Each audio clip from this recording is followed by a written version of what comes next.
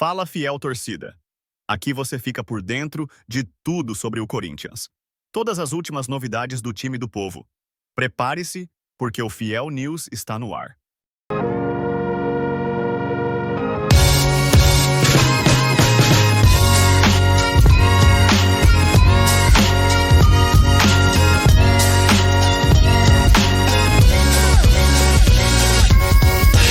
Aí, rapaziada, mais uma vitória do Corinthians, hein? Que importante o Corinthians vencer o jogo, 40 minutos de atraso.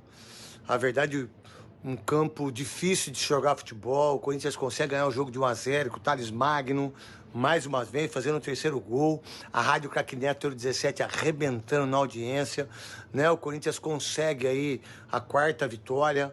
Isso é muito importante, diga-se de passagem. Teve uma derrota contra o São Paulo, que faz parte do futebol, até porque é começo de campeonato. Vamos ver lá no futuro, hein? Vamos ver lá no final. Vamos ver nas quartas, da semi na final. Né? Porque até agora só tô vendo um monte de gente tirar sarro. Mas calma, hein? Parabéns ao Corinthians, parabéns ao Thales Magno. Corinthians é Corinthians, não tem pra ninguém. Nunca serão, né? Campo pesado, condições ruins no gramado do Moisés Lucarelli. O jogo começou bem depois da hora estabelecida. O Corinthians até ensaiou fazer um pedido para que o jogo começasse um pouco mais tarde. E claro que não foram as condições ideais para a prática do futebol. De qualquer maneira, Corinthians criou mais que a Ponte Preta. Boas chances no primeiro tempo com o Martínez, com o Thales, enfim, com o Romero. Mas foi só no segundo tempo que o Corinthians conseguiu chegar ao gol. Gol marcado pelo Thales Magno, que para mim é o grande nome do Corinthians nesse início de temporada. Começou muito bem a temporada, aí no Clássico perdeu espaço, voltou a ser titular hoje e fez um belo gol, driblando a poça d'água do gramado e também o zagueiro da Ponte Preta. Numa jogada que envolveu Yuri para o Romero, lançamento do Romero para o Thales e o gol marcado no segundo tempo. Gol marcado pelo Thales, dando a vitória para o Corinthians nessa rodada do Campeonato Paulista. O Corinthians foi melhor que a Ponte Preta, não é fácil jogar nessas condições, já é o segundo jogo que o Corinthians joga num campo pesado, contra o São Paulo, criou oportunidades no primeiro tempo, não fez, na segunda etapa, o São Paulo conseguiu criar e chegou àquela vitória de 3-1 no estádio do Morumbi. Hoje, o Corinthians foi melhor no primeiro tempo, desperdiçou essas oportunidades citadas por mim, e na segunda etapa chegou a criar outras oportunidades, como o Romero também. O Romero perdeu um gol incrível, cara a cara com o goleiro Diogo Silva da Ponte Preta. Mas o Thales teve a chance, mandou a bola para o fundo da rede e garantiu esses 3 pontos preciosos para o Timão. Corinthians, então, chega à quarta vitória seguida, 12 pontos. Lembrando que no ano passado, em toda a trajetória na primeira fase, o Corinthians só tinha conquistado 14 pontos.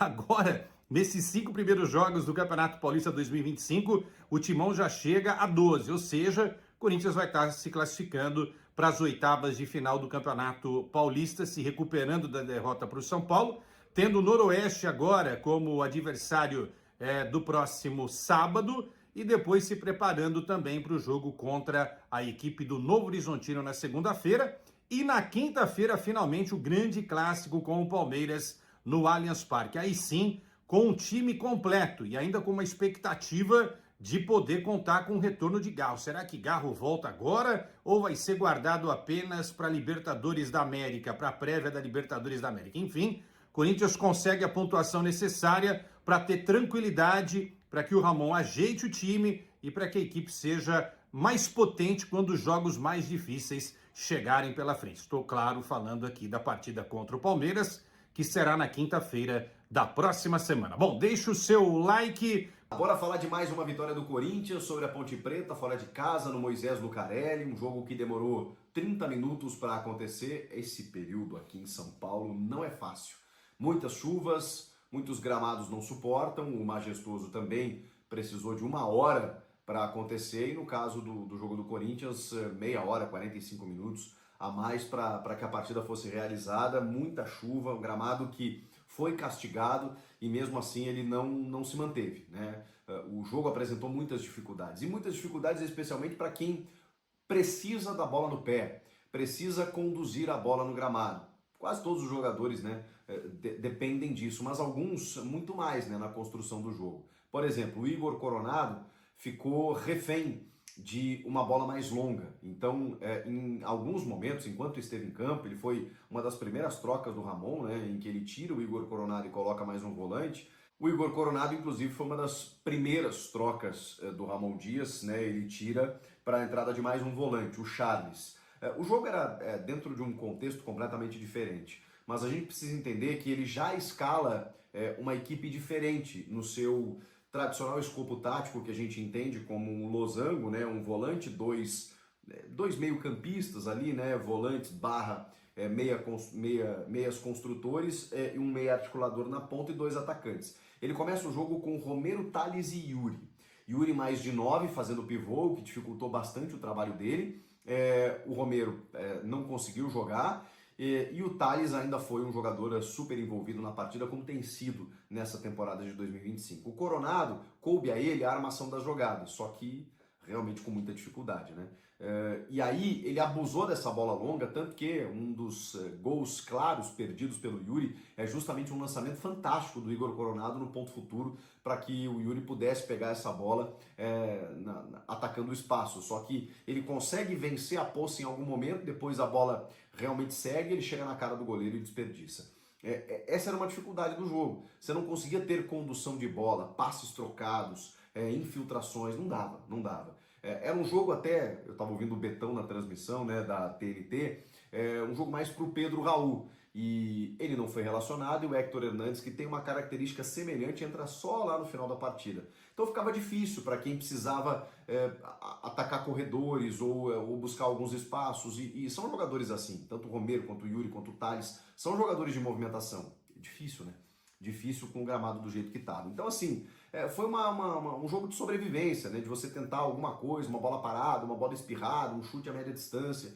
E aí a gente teve, no primeiro tempo, especialmente, duas figuras.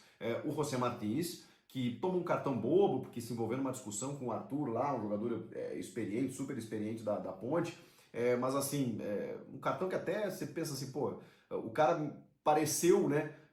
Revidar mais, mas teve uma provocação e aí ele toma esse cartão bobo, depois até faz uma falta por trás no segundo tempo e acaba expulso, mas muito por conta desse primeiro cartão muito bobo que ele toma no primeiro tempo. Agora, no que diz respeito ao jogo em si, correu, se desdobrou, brigou, peleou e ainda deu uma finalização, teve uma finalização fantástica, né? Ele mata no peito aqui, ó, a bola se oferece. Ele já tinha feito um golaço no Majestoso, chuta no cantinho e o goleiro Diogo Silva, que fez um partidaço, né, como todos os goleiros contra o Corinthians, né, a torcida gosta de falar isso, mas é verdade, foi lá e buscou no cantinho, entre outras defesas, né, naquele chute do Yuri que eu falei, né, o Yuri talvez não tenha tomado a melhor decisão, mas é difícil ali naquele momento, eu acho que ele tentou jogar por baixo do goleiro, ele fechou bem o ângulo, fez outras defesas e tal. Estava muito difícil, né, do jogo acontecer. Então era isso, era um chute a média distância, era talvez uma bola parada, ou uma bola longa, mais esticada, né, porque ir conduzindo a bola não dava. Então o Coronado ele pegava essa bola na intermediária e já tentava ligar para o ataque, como aconteceu nesse lance do Yuri Alberto.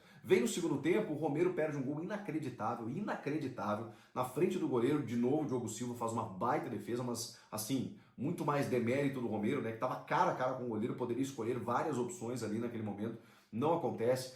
Muitos jogadores individualistas, né, tentando resolver, o próprio Yuri numa arrancada, ele tem o Charles entrando, que eu até entendo, porque o Charles não inspira muita confiança, mas tinha o Thales mais atrás, ele busca uma finalização que sai completamente errada. Jogadores tentando resolver por si próprio, porque, de novo, o gramado dificultou qualquer análise que a gente possa fazer nesse sentido. E aí, diante dessa dificuldade e tudo mais, a gente tem um jogador no Corinthians que está realmente pedindo passagem, jogando mais do que os demais, envolvido com o jogo, buscando soluções, e esse era um jogo em que você precisava ter uma certa inventividade. Você precisava ter um pouco de inteligência para parar e pensar o que fazer em alguns momentos. A tua tomada de decisão, ela precisava ser mais assertiva.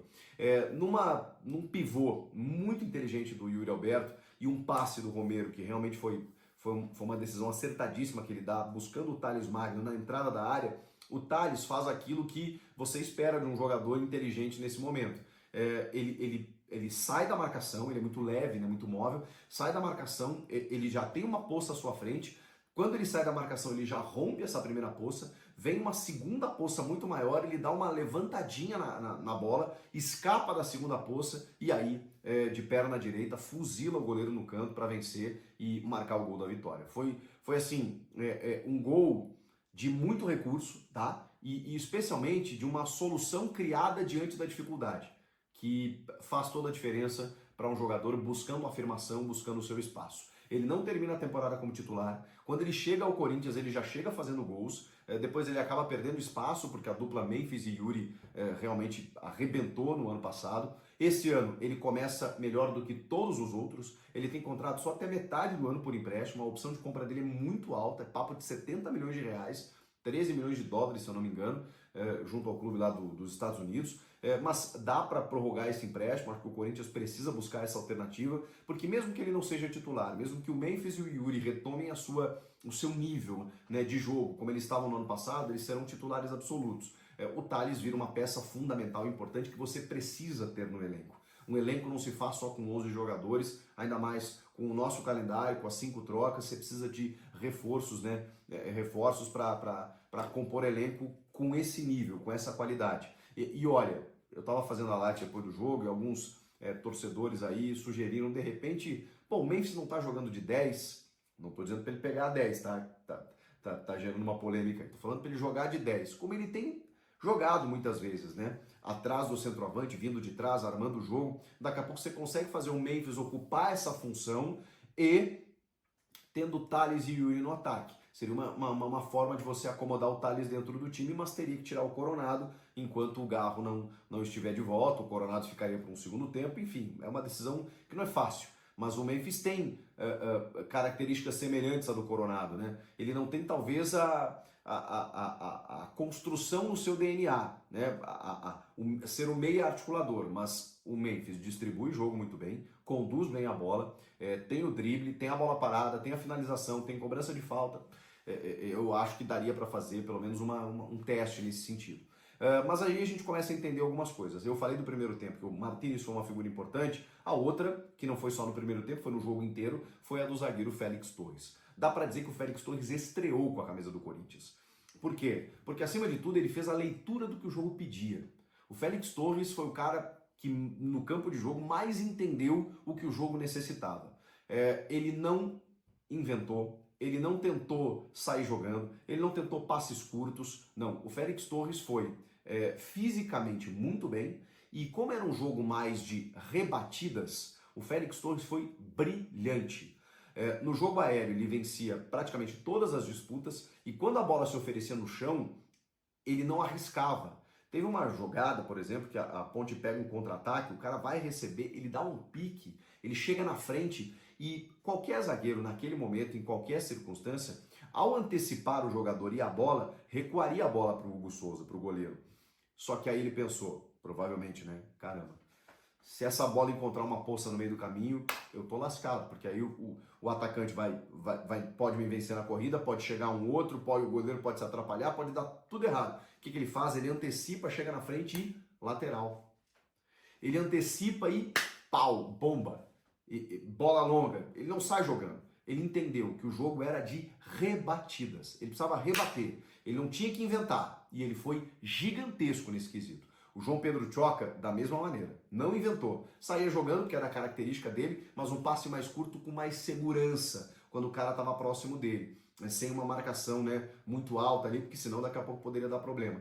O Choca não fugiu tanto ao seu estilo, mas também simplificou. E o Félix Torres foi gigantesco nesse quesito, liderando a defesa. Pode ser que ele entenda, né, que talvez o período que ele enfrentou aqui no ano passado foi de adaptação e que ele possa se afirmar. A gente está falando de um cara de seleção equatoriana, de Copa do Mundo, super experiente e que chegou com alto cartaz e com grande investimento.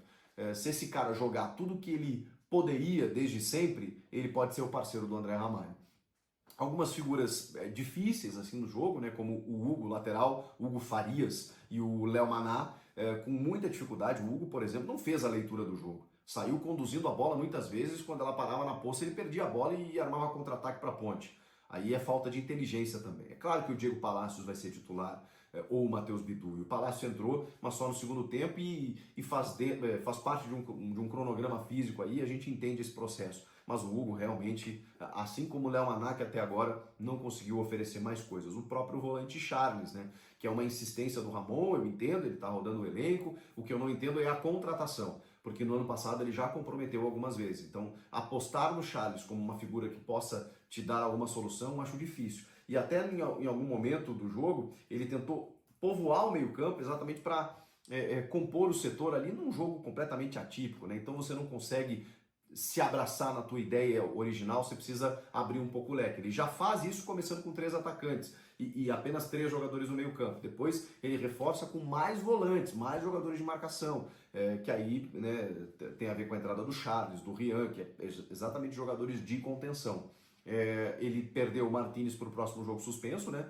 Felizmente vai poder jogar o derby, e o Alex Santana também está suspenso. Então, assim, tem desfalques aí no mesmo setor. Vamos ver como é que o Ramon arma esse time aí para a próxima rodada, sempre pensando no derby. Eu acho que a grande dúvida do torcedor nesse momento é: o Corinthians venceu as 3 primeiras, venceu agora a Ponte, fora de casa, não que tenha jogado um futebol vistoso, até porque é difícil a análise nesse momento por conta da condição do gramado. Finalzinho do jogo foi um sufoco, a Ponte deu bola na trave, o Hugo Souza teve que trabalhar pra caramba, segundo jogo do Hugo Souza.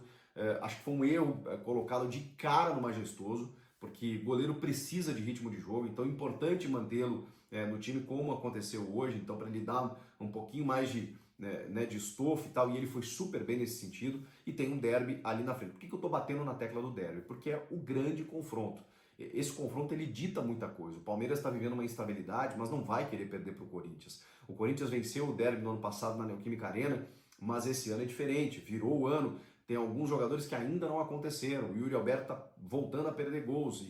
E assim, a gente sabe da doação dele, sabe de como ele terminou o ano bem, mas ele não começou o ano da mesma maneira. O Memphis Depay, no Clássico Majestoso, eu me assustei com a falta de ritmo de jogo e a falta de energia do holandês, né? Que demonstrou isso desde a sua chegada, mas que ainda precisa de um gás. Então, o derby, ele tem toda essa exigência. O Yuri precisa aparecer, o Memphis Depay também. O Coronado, se for jogar, ou o Rodrigo Garro, né? Não sei, acho difícil o Garro estrear na temporada justamente no derby, só se ele for relacionado no fim de semana. Aí eu vou acreditar que ele possa jogar o derby. Mas o Coronado precisa aparecer. Esses jogadores precisam aparecer e jogar um clássico como o clássico exige, como o clássico merece, não como foi o confronto contra o São Paulo, em que aquele segundo tempo, com erros individuais e um comportamento completamente passivo, acabaram culminando aí na derrota acachapante como foi.